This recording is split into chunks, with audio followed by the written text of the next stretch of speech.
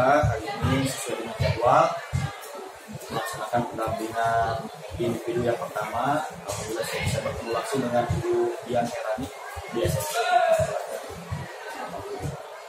Baik Bu, selama proses kemarin selama kurang lebih 1 bulan, apa saja yang sudah Ibu laksanakan mulai dari melihat LMS dan sebagainya?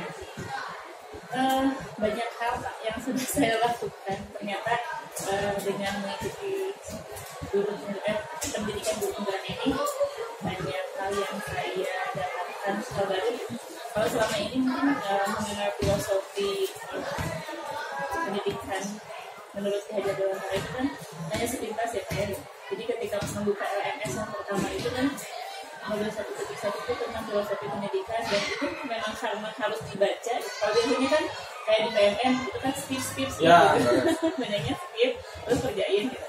Nah kalau pas kemarin di PBT ini karena memang saya merasakan betul-betul serius gitu ya dalam ini, dan ternyata baru tersentuh. Maksudnya saya baru tahu mengajar, tapi betul-betul hati itu tersentuh sekarang. Oh iya ya gitu. Ternyata Ki Hajar Dewantara tuh sangat luhur gitu ya ternyata gitu.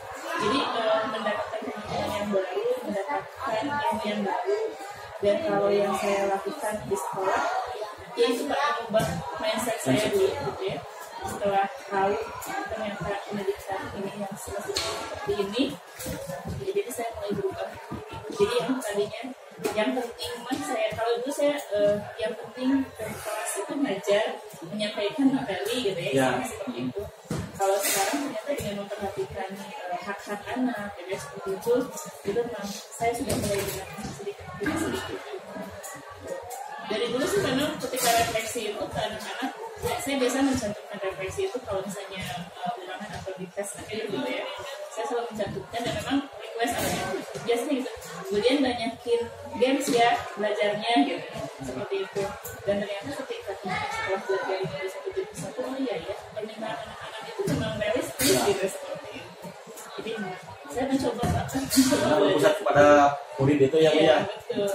Jadi mencoba untuk merealisasikan siapa yang saya dapatkan, sedikit-sedikit saya dapatkan di sini.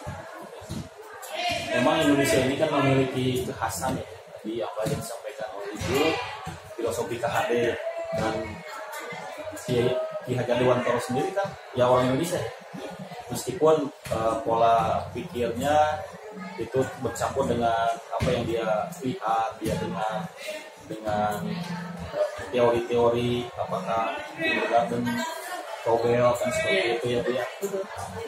Tetapi kan akhirnya alhamdulillah dia bisa meramu bagaimana kekhasan untuk di Indonesia kan seperti itu. Jadi berpusat pada murid, kemudian disesuaikan dengan situasi kondisi dan lingkungan. Ya, setelah Ibu membaca, jadi ada rasa mestinya begitu gitu ya. Iya betul. Sangat ada perasaan itu tuh sangat dalam muncul. Jadi kenapa ya dari kemarin saya ngajar kok perasaan pantesan gitu kayak yang ngembang gitu, kayak kok cuma hanya ngajar aja, menyampaikan saja gitu. Anak yang penting bisa gitu kan seperti itu. Walaupun memang secara ininya kalau setelah pindah ke sekolah ini tuh memang supaya inklusi gitu ya. Jadi inklusi. Makanya bagusan itu. Ya karena kan yang saya tahu itu campur yang biasa dengan inklusi. Iya. Tapi kan bukan statusnya inklusi kan, bukan. Sekolah inklusi. Oh gitu. Sekolah inklusi tapi memang kalau satu kelas itu 3 orang masih. Yang inklusinya. Oh iya. Jadi memang sebenarnya itu. Tapi sebetulnya Pak kalau misalnya kita lihat di memang 3 misalnya yang inklusinya. Tapi kalau misalnya kita masuk ke dalam kelas, setelah kita ini memang betul Pak yang kalau sekarang kan betul diferensiasi. Ya. Kalau dulu kan kita nggak tahu, pokoknya itu kita suka ininya melabelnya. Ternyata ada anak-anak gray juga gitu selain yang inklusi. Iya. Jadi ada yang reguler, ada yang gray, ada yang inklusi gitu. Kalau kita istilahnya seperti itu. Tapi ternyata setelah tahu diferensiasi, ya memang setiap anak itu memang punya keunikan masing-masing gitu kan, punya ininya masing-masing. Jadi memang pasti selalu ada sih yang berbeda, walaupun dia daftarnya sebagai reguler gitu. Iya. Jadi kalau dilihat di masjid gitu kan, ada yang reguler gitu kan, ada yang hanya sedikit yang inklusinya itu. Alhamdulillah. Kepercayaan orang tua di sekolah ini yang inklusi gitu, di sekolah di sini. Alhamdulillah sih mungkin sejauh ini juga kadang yang dari SDHT-nya Kak, ini kan sebenarnya SMPHT itu berdiri karena SDHT-nya banyak yang sekolah inklusi juga. Jadi SDHT-nya di mana? di Cimindi. Oh yang Cimindi, betul yang sering kelewatan. Iya. Iya kelewatan. Jadi awalnya kan berdirinya karena itu gitu ya, di pembesaran kebetulan. Tapi pada akhirnya yang inklusif ini itu tidak hanya dari SDHT, bahkan yang dari SDHT-nya malah ada yang kan yang berat dari SDHT-nya ada yang beberapa SMP juga. Kalau yang lainnya kan ada yang ke sekolah negeri. Kalau dari SDHT-nya yang kesini malah banyak kan dari luar. Masuk biaya mahal. Iya, ya betul, biaya mahal kan, artinya ketika orang tua yang memang mampu, ya sebenarnya di sini kan juga ada harapan orang tua kepada sekolah ini. Nah ibu setelah begini seperti begini nih, KHD menyampaikan dan kita juga sama-sama setelah melihat sadar kan kita, maksudnya sebaiknya memang begini. Nah, setelah apa yang ibu lakukan gitu? Kalau sebelumnya saya jarang sekali mengajak anak main game, karena mindset saya adalah ini anak tadi harus bisa gitu kan, harus bisa ini, harus bisa ini. Kalau dulu seperti itu, tapi sesekali aja kalau misalnya ada waktu luang nggak bisa main game. Jadi ada target kurikulum lah gitu ya? Iya, kalau dulu target kurikulumnya asik. Iya, seperti itu. Kalau sekarang saya pikir memang ternyata memang ada beberapa permainan yang jadi saya belajar lagi gitu ya, pembelajaran yang bisa digabungkan, bisa dikombinasikan. Iya, belanjain. Karena itu jadi itu apa namanya ya, jadi saya cari searching gitu kan, digabungkan gitu. Jadi kalau sekarang dari game itu yang nyambung ke pembelajaran ini, yang nyambung ke pembelajaran ini, kan ternyata bisa ya gitu. Dari sini kata kemudian saya itu sambil sering yang benar senang belajar. Akhirnya belajar di luar ya, di lapangan belajarnya belajar dulu suasana jadi berproses dari lebih dewasa karena di koridor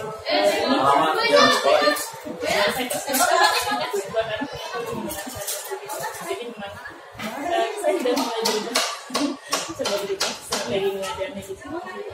Memang awalnya kan kita juga sekali ketika kita pelatihan orang dewasa di tempat yang baik gitu kan, suka ada cemilan gitu kan, suka ada minuman. Ternyata cemilan dan minuman itu membuat, atau ada permen ya, jadi ketika kita belajar ada cemilan atau ada minuman, permen itu jadi relax, pikiran kita jadi relax, jadi tidak tegang seperti itu. Apalagi memang diawali dengan drinking seperti itu, dengan bermain supaya diantaranya kan supaya tidak aktif seperti itu. Alhamdulillah Bu, ketika Ibu mengikuti ya awal mengikuti seleksi CGP ini kan otomatis seluruh memakai kebijakan di sini sangat mendukung Ibu ya Bu. Alhamdulillah, karena kebetulan sekolah ini sudah menjadi sekolah penggerak. Alhamdulillah. Jadi dulu penggerak pertama siapa? Angkatan sekolah angkatan kerja. Angkatan berapa? Cuman kita ini sekarang kelas 9 juga udah masuk ke kurikulum TK 3 kali. Iya. Saya kenapa Pak Alian akan berapanya? Ya kan sudah banyak yang jadi saat ini kan, ada yang sudah jadi KS, ada yang sudah jadi pengawas, seperti itu. sesuai dengan takdir karena Allah Subhanahu wa taala kan menjadi KS. Iya. Di angkatan 4 awalnya juga nggak ada Bu persyaratan bahwa sertifikatnya itu akan menjadi syarat jadi KS. Nggak tahu kita belum. Karena waktu itu masih ada di kelas KS selama 3 bulan itu. Iya betul. Cuma di ujung-ujung bahwa sertifikat guru penggerak itu akan prioritas menjadi kepala sekolah Bu. Kan semua juga kaget ya. Padahal kita semua tidak berminat di kepala sekolah. Yang penting mengikuti program guru penggerak dengan baik. Memang seperti itu. Jadi memang sekarang yaitu melihat di Permendikbud itu kayaknya ada 2 persyaratan jadi KS itu. Yang pertama sertifikat diklat KS dan atau diklat PPGP itu. Akhirnya alhamdulillah. Tapi kenyataan juga di antara kita ini tidak disiap. Sebetulnya kalau saya analisis itu ya, ternyata di PPGP ada satu yang kekurangan karena kaitan dengan calon pemimpin. Kalau kedepannya menjadi KS, sebetulnya ada satu materi yang tidak tersampaikan dan tidak ada di grup penggerak. Itu saya sampaikan ke stakeholder baik kita PBGP ya, dulu P4TK PLB dulu namanya P4TK PLB, kemudian diganti menjadi BBGP. Terus ya kita sampaikan juga ada syarat satu apa saya sampaikan ya kaitan dengan kepala sekolah itu mesti menjadi seorang wirausahawan, jadi ada mental wirausaha. Ya, bagi kepala sekolah non negeri itu harus cerdas cari uangnya buat KS itu. Dan tidak semua setiap orang memiliki kemampuan untuk itu. Karena ada yang menerima saja, yang penting sudah ada terima. Tapi ketika misalkan tidak ada, itu harus fundraising, terus nyari itu yang tidak ada di materi PGP itu. Baik, kita lanjutkan lagi. Kita tindak lanjut dari 2 kali orientasi kemarin, meskipun harapannya memang kita ini tetap buka langsung, nyatanya kan kita daring. Ya karena faktor itu yang tadi faktor anggaran yang memang belum ada saat itu ya, ini mesti lokal orientasinya ada. Bagaimana dengan ibu fasilitator ketika dari kalau saya sih menurut saya lebih nyaman. Ya. Karena gue di sini aku suka ngobrol.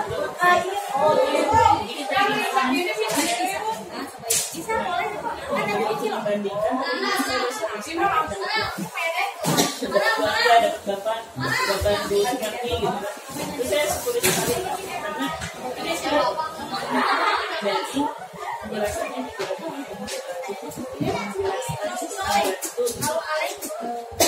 dan memang kita juga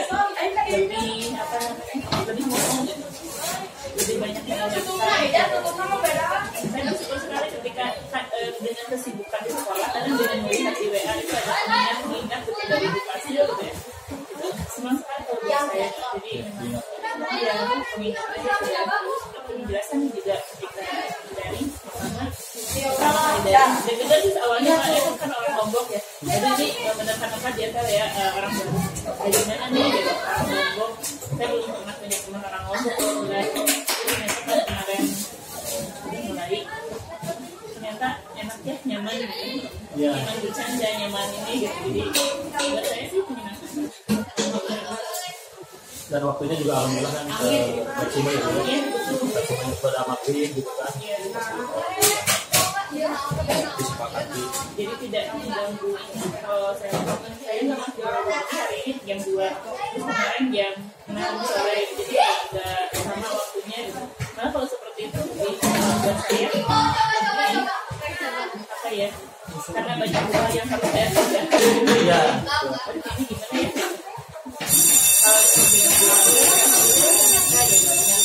Dengan kemarin ada Kak Aisyah itu kan ngajarin saya gimana ya, kata saya coba aja difulkan, saya bilang kita pendapatnya diambil. Tapi kalau saya mah pertimbangkan juga dua anak kan di sana kita dari 1 jam, kita sampai jam 10 seperti itu ya, pertimbangan beliau. Akhirnya kan Pak Isan mulai ini ternyata Bu Anjanya luar biasa, ya responnya bagus sekali. Kalau saya ya alhamdulillah Bu, 2 kali berarti saya 2 kali itu artinya ketika CGP 4 saya mendapatkan ibu pasien dari Jogja, dan kami orang Bandung semua, jadi sangat cocok banget. Jadi ya cocok banget itu, jadi tidak ada hal-hal yang di luar dugaan. Ini mengalir, kemudian disepakati ya itu. Sekarang juga dapat ibu ya, dapat ibu lagi pasiennya. Alhamdulillah, jadi nyaman, ceritanya enak seperti itu. Nah Ibu, harapan sebulan yang sudah dapat itu apa ketika harapan kemarin itu yang sudah Ibu tulis kemarin itu? Yang sudah saya sebenarnya kalau harapannya saya bisa lebih memperbaiki diri lagi, lebih bisa mengamalkan apa yang saya sudah dapatkan itu mudah-mudahan bisa saya aplikasikan di sini gitu kan. Tapi berharapnya seperti itu karena ternyata memang ada yang sudah saya lalui kemarin itu, ada yang bisa saya aplikasikan di sekolah gitu. Mudah-mudahan kedepannya juga bisa lebih baik lagi gitu, memperbaiki diri. Karena memang di awal saya itu kan CGP itu kan saya merasa paling tertinggal ya gitu. Jadi saya merasa teman-teman udah pada jadi CGP gitu kan, ternyata banyak cerita dengan CGP itu. Dan yang saya tahu dulu kalau saya aktif di MGMP, Pak. Jadi MGMP kalau dulu kan corongnya itu MGMP ya. Ketika masih ada infrastruktur Pak. Tapi ketika sekarang CGP ternyata kita sendiri kan tidak bisa lewat MGMP lagi gitu. Seperti itu. Jadi ketika ini kayaknya udah gak sinkron deh gitu ya, udah gak masuk lagi ke MGMP gitu untuk informasi dan segala macam. Dari situ saya mulai kayaknya saya harus memperbaiki diri saya dengan ikutan gitu ikutan CGP. Nah makanya ketika 15 diajakin, saya masih belum berminat. Ketika yang angkatan 7 baru ikutan, tapi ternyata nggak lolos, belum. Alhamdulillah sekarang di jadi harapan saya sih bisa memperbaiki diri lagi lah, bisa lebih baik lagi untuk saya pribadi. Mudah-mudahan nggak ada air banyak ya. Ada kekhawatiran Ibu selama ikut CGP ini? Kekhawatirannya lebih ke ini sih, lebih ke pribadi gitu ya. Soalnya tidak bisa menjaga untuk waktu gitu ya, karena kan itu ketika saya punya keluarga yang gitu ya. Jadi suami ya? Suami Kak. Jadi udah di rumah sakit? Udah di rumah sakit. Kemarin tuh 2 minggu pertama tuh saya di rumah sakit Kak. Mengingat segala macam tuh masih di rumah sakit dengan suami. Jadi alhamdulillah kemarin masih bisa ikut. Ya kekhawatiran saya ketika ada saya tidak bisa mengikuti CGP ini dengan konsekuensi gitu. Jadi dengan berbagai alasan ya itu alasannya sebenarnya alasan pribadi. Kalau di sekolah alhamdulillah sudah sangat mendukung gitu ya untuk sekolah ini. Dan saya lihat Ibu Fasil juga kemarin dengan pikiran itu juga sangat mendukung juga gitu. Jadi untuk waktu-waktu pertemuan dan sebagainya yang dikhawatirkan sejak awal itu adalah kan banyak rumor gitu ya, banyak rumor itu atau banyak harus ninggalin kelas karena harus ini gitu kan nggak boleh kamera gitu kan, ada seperti itu tuh dari anak-anak sebelumnya. Jadi awalnya kekhawatiran saya adalah itu Pak, ketika saya tidak bisa fokus kesini, tidak fokus belajar dulu tidak fokus gitu kan, tapi ternyata pas sudah mendapatkan videonya seperti itu kemudian menjalani 1 bulan ini ternyata nggak ada tuh kekhawatirannya itu udah terkikis Pak hilang gitu ya. Dan sekarang tinggal sedikit kekhawatirannya itu sih, jadi ini dulu aja, tapi mudah-mudahan aman. Nah supaya aman ini Ibu punya solusi apa secara spiritual supaya lancar aman gitu kan? Bismillah sih. Bismillah. Doa yang pertama doa. Mudah-mudahan suami saya sehat-sehat gitu. Terus yang kedua membagi tugas. Alhamdulillah sekarang saya ada yang gede sekarang. Jadi ada sebagian juga sama anak saya. Jadi kalau misalnya kebiasaan ayahnya kayak kemarin tuh kita meeting jam 6, suami saya kan harus kejaran ya jam 6 kejaran di rumah sakit. Jadi Santosa atau dia? Oh ini tak kasih. saya pulang ke rumah, saya jagain dengan ayahnya gitu. Jadi alhamdulillah sudah berjalan seperti itu. Saya pikir ini hikmah dari CGP itu simpel gitu. Karena kalau sebelumnya anak saya enggak, Ya. karena saya yang selalu antar ya biarin aja gitu, misalnya itu gitu. Itu ternyata hikmah dari saya karena CGP ini, saya bilang ke anak saya, ibu harus meeting hari ini jangan. Oh ya udah, aku pulang aja, yang di rumah gitu. Alhamdulillah. Ya. Sejauh ini sih itu ikhtiar yang saya lakukan. Ya, alhamdulillah ketika angkatan kami angkatan 4 itu kan pada saat musim COVID ya. Ya. Jadi ketika kita mesti waktu karya itu memang jam 6 pagi sudah di tempat yang hotel dan diperiksa dan memang banyak yang harus masuk ke ruangan karena memang terindikasi. Jadi Ada yang daring, ada yang daring dan ada yang kelas. Jadi ini dipulangkan, dikasihkan meet-nya itu, linknya disilakan. Jadi ada yang, tapi secara pribadi ada juga memang awalnya khawatirnya itu. Kalau saya pribadi khawatir itu, karena suasananya ya seperti itu. Tapi alhamdulillah Allah tidak terjadi hal itu. Solusinya begini, nanti mudah-mudahan bisa ibu coba dan mudah-mudahan ibu pernah melakukan. Kalau saya pribadi, alhamdulillah sampai selesai sampai tuntas, tugas-tugas juga terlaksana dengan baik, yaitu dengan sukses sholat. Meskipun 5 menit sebelum subuh, ya kita lakukanlah sholat tahajud minimal 2 rakaat. Itu alhamdulillah Bu. Yaitu Allah Subhanahu wa taala mempermudah dengan khawatiran itu seperti tidak dan semuanya yaitu jika ada ruang kesempatan jangan tugasnya di kengkeng. Jadi ketika tidak ada ruang waktu atau lagi istirahat ya mama juga kan begitu istirahat ya karena tugas upload video dan sebagainya sehingga kan saling memotivasi di antara kita. Jadi di antara CGP kita tugas kita selesai upload itu kan teman-teman